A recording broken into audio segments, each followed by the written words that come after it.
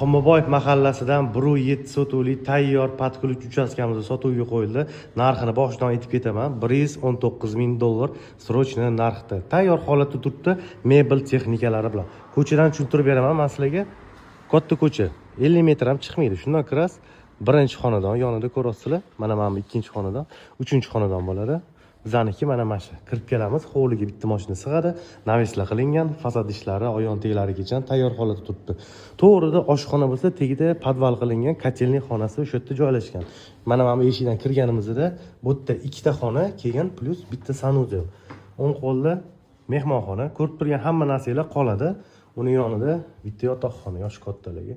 Hamma narsalari bilan oyon teglari tupli pol qilib qo'yishgan. Bu yoqda bitta umumiy sanuzel, hojatxonasi, yuvinish xonalari joylashgan.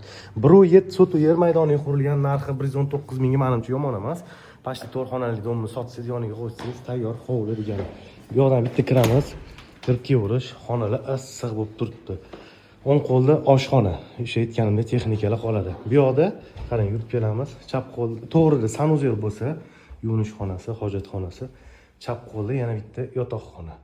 Vitichkalargacha qo'yilgan. Bu yoqga kir mashina uchun ham joylar tashlab ketilgan. Bu detskiy spalni, bolalar uchun yotoqxona. 1.7 narxi $119,000 Xonmaboyev mahallasida masjidni to'g'risidan kirgan yilida. Telefon nomerlar pastda bo'ladi.